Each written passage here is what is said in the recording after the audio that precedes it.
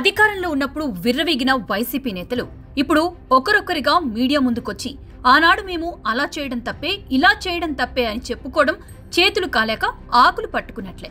టీడీపీతో వైసీపీకి రాజకీయ విభేదాలుంటే రాజకీయంగా తేల్చుకొనుండాలి. కానీ ఆ రాజకీయ కక్షతో అమరావతిని నాశనం చేసి రాష్ట్రానికి తీరని నష్టం కలిగించారు. సంక్షేమ పథకాల పేరుతో ప్రజలకు డబ్బు పంచేందుకు ఎడాపెడా అప్పులు చేసేది రాష్ట్రాన్ని అప్పుల ఊబిలో కూరుకుపోయేలా చేశారు. ఇప్పుడు ఆ భారం కూడా ప్రజలే మోయాల్సి వస్తోంది కదా. మహా కుంభమేళాకి వెళ్లి గంగలో మునిగితే పాపాలన్నీ పోవచ్చు, కానీ వైసీపీ చేసిన పాపాలు ఎన్నటికీ పోవు. వాటికి వారు ప్రాయశ్చిత్తం చేసుకోక తప్పదు. అయితే మా పాపాలు ఇంకా చాలా ఉన్నాయంటూ ధర్మవరం మాజీ వైసీపీ ఎమ్మెల్యే కేతిరెడ్డి వెంకట్రామిరెడ్డి మరో జాబితా బయటకు తీసి వినిపించి ఆనాడు మేము ఆ విధంగా చేయటం తప్పే అని చెప్పుకున్నారు. మంగళగిరిలో టీడీపీ కార్యాలయంపై చంద్రబాబు నాయుడు ఇంటిపై వైసీపీ నేతలు దాడులు చేయటం ముమ్మాటికి తప్పే.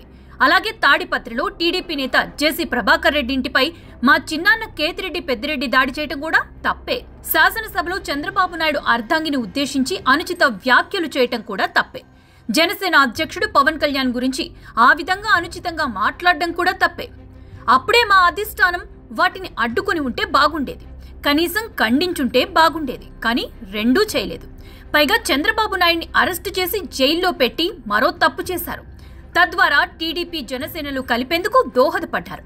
ఇటువంటి తప్పుల వల్లనే మా పార్టీ ఎన్నికల్లో ఓడిపోగా చంద్రబాబు నాయుడు పవన్ కళ్యాణ్ చాలా సంయమనం పాటిస్తూ మా పార్టీ నేతలు చేస్తున్న తప్పులను తెలివిగా తమకు అనుకూలంగా మలుచుకొని ప్రజల సానుభూతి మద్దతు పొంది ఎన్నికల్లో ఘన విజయం సాధించారు అని కేతిరెడ్డి వెంకట్రామిరెడ్డి అన్నారు. మాజీ మంత్రి అంబటి రాంబాబు మా పార్టీ ఎందువల్ల ఓడిపోయిందో అర్థం కావడం లేదని నిన్ననే అన్నారు.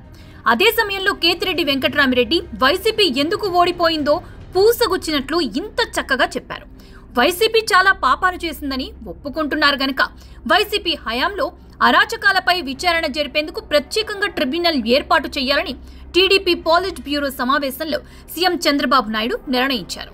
నిజానికి వైసీపీ పాపాలకు లెక్కలు కట్టి చర్యలు తీసుకోవడానికి ట్రిబ్యునల్ కూడా సరిపోదు. దీనికోసమే ప్రత్యేకంగా ఓ మంత్రిని నియమించుకుని బాధ్యతలు అప్పగిస్తే బాగుండేది.